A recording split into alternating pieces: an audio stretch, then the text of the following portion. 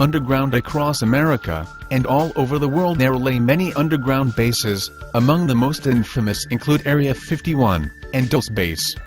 What most people want to know is what goes on underground at these bases.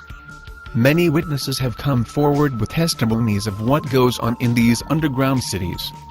Thomas Castello was a former Dulles security officer, who came forward about what he witnessed. A quick Google or YouTube search of his name or the phrase, Dulles security officer speaks out, will lead you to some questions and answers between him and an interviewer.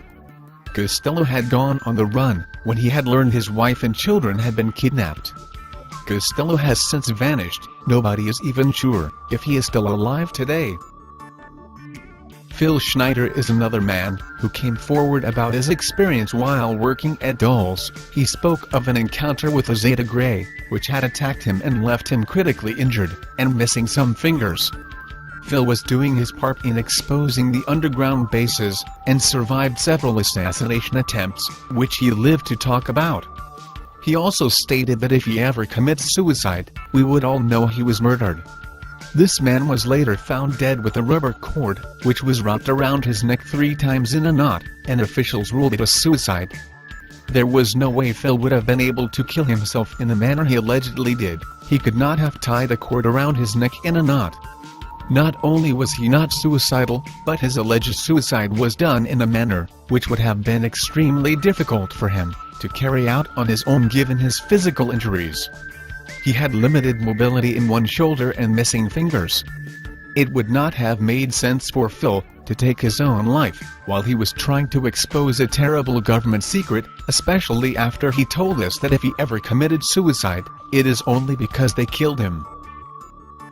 Others have come forward with their own testimonies of these underground bases, and we now have a pretty good picture of what it is like underground and the purpose of the experiments that take place at these bases. These underground bases are described as large cities, similar to Manhattan. They are all over the United States, and across the world. These cities are all connected by subterranean highways, one that depends on electric motors for the paved roads, and is for limited travel, and the other is a style of transit for freight and for passengers, that is for rapid travel. This worldwide network is called the sub-global system, and has checkpoints at each country system. The shuttle tubes that shoot the trains, at speeds that excel the speed of sound, use magnetic levitation and a vacuum method of travel. Many atrocities take place in these underground cities, which include genetic experiments, advanced mind control, wiretapping, dream manipulation, human aurora studies, and human cloning. The technologies developed are used on the general population, to control them and use them as guinea pigs for further research, also to follow the agenda of the New World Order. Technologies developed for spying are used on everybody on Earth, especially those who are aware and against their plans for world domination, people who are now being labeled as sleepers, or potential terrorists.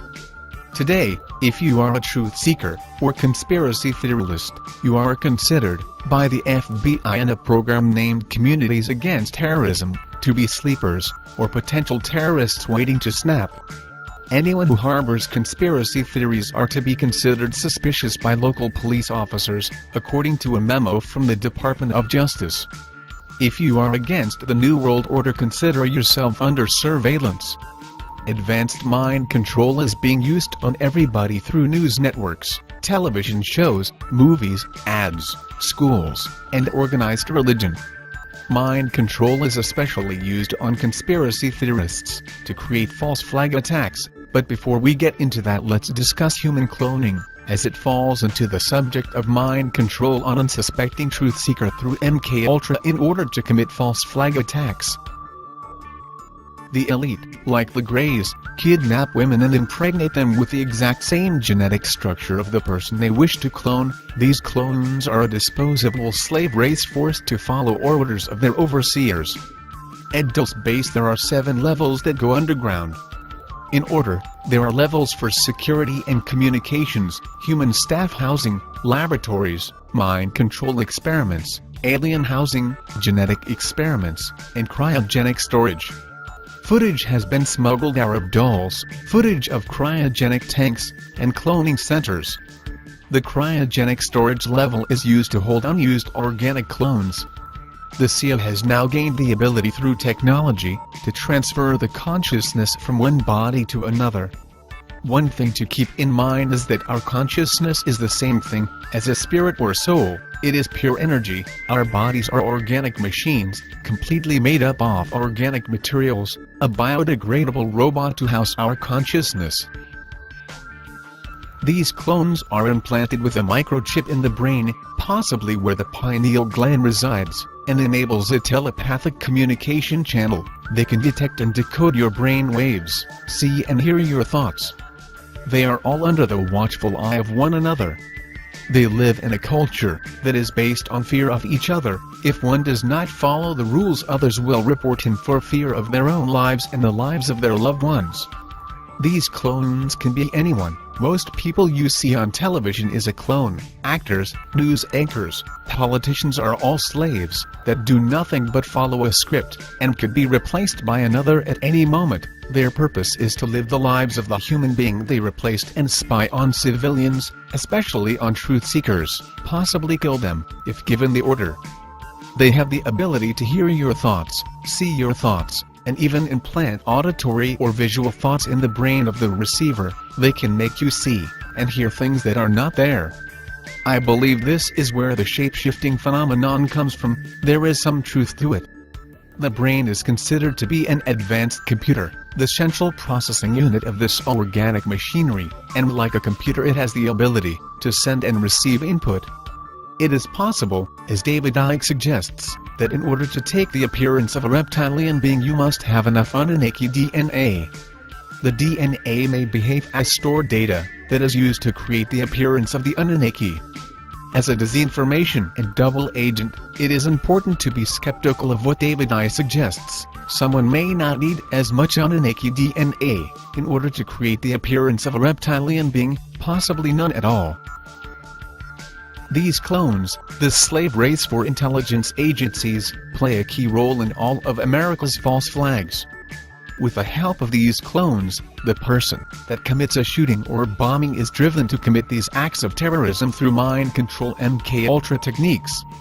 These individuals are driven mad with subliminal messages, hypnosis, drugs, death threats, dream manipulation, and harassment. All false flag attacks are carried out by truth seekers. They are conspiracy theorists, who are victimized because of their beliefs. Sometimes the accused does not even commit the shooting, but is killed before the incident and used as the face of the attacks. Humans surrounding him are put in danger. They are the people who will be murdered, cloned, and replaced by the CIA. They are given a drug to ingest by another person, who is already a clone, that causes uncontrollable and agonizing diarrhea and vomiting until the person dies. The person is then removed and replaced with a clone, placed there to aid the CIA into driving the truth seekers mad. Anyone in the area surrounding the target is doomed to share this fate. When there is a false flag, most people, if not all, are clones who have been placed there. The one who commits the attack is the only person who is not a clone of the CIA. This includes all men, women, and children. All the crisis actors that conspiracy theorists expose are in fact clones. Here are a few examples of conspiracy theorists and their so-called involvement with false flags. Adam Lanza was a 20-year-old who allegedly began a shooting spree at Sandy Hook Elementary in Newtown, Connecticut, killing 20 children and 6 staff, just after having killed his mother. Adam was not ignorant of the world around him. He and his mother were aware of the corruption and incompetence of our government.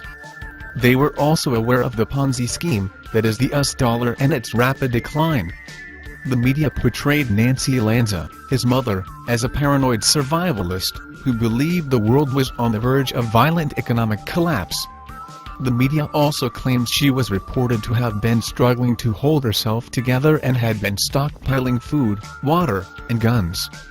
The Lanzas were obviously informed truth seekers, or what most people call us, conspiracy theorists. Adam Lanza had been prescribed a drug called Funapt, which has side effects that include violence, paranoia, and delusions. I'm sure these drugs played a key role in his experience with MK Ultra. Tamerlan Tsarnaev was the suspected Boston Marathon bomber. Tamerlan attended a mosque, where he met a man named Donald Larking.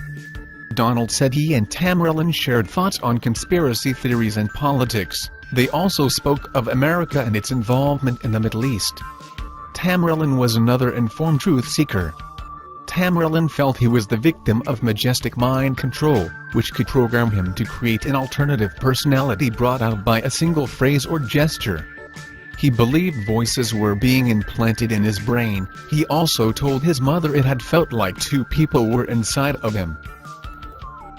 Jared Launer was the suspect in the Tucson shooting of Arizona Congresswoman Gabrielle Gifford. Jared was an informed truth seeker, or conspiracy theorist. He was aware of our government's involvement in the bombing of the Twin Towers on September 11th. He was also aware of how the Federal Reserve starts conflicts to begin wars, and its involvement in their agenda to bring in a new world order. Jared was a fan of Alex Jones, a conspiracy theorist radio host, who was actually a CIA disinformation and double agent working for the elite.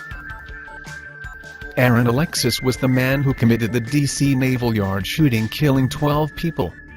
Aaron witnessed the attacks on September 11th. He may have even looked into the true story behind the attacks. One thing we know for sure is he was not fond of our government or of living in America. He must have been aware of the corruption in this nation. Friends of Aaron say he was tired of dealing with the government, and wanted to leave America. This man believed he was being mind-controlled. On his gun he had written, "My ELF weapon," referring to extremely low-frequency waves. He also wrote, "Better off this way," and "End the torment," on a shotgun. These clones are extremely dangerous, but they are not the enemy. They are slaves who are just following orders. These people want change and to be freed as much as any of us. If they choose not to follow an order, they, along with their loved ones, will be killed off, and be easily replaced by another. These clones make up the majority of our federal, state, and local politicians, military leaders, and local police forces. If you are watching this video, it is extremely likely someone you know is, or has been replaced by a clone. They are one of the elite's greatest tool, but are against who they work for. Many of the people we look to for the truth and reliable information are also disinformation and double agents working for the elite, such as Ron Paul, Rand Paul, Alex Jones, David Icke, and many others we look to for the truth and reliable information are clones as well. We'll triangulate on this position really soon. So you can't spend a lot of time on the phone, so give us something quick. Okay, okay, what we're thinking of as aliens are they're extra-dimensional beings. This race comes from the constellation Sextans. They crashed one of their ships near the town of Varginha in Brazil in 1996. Two of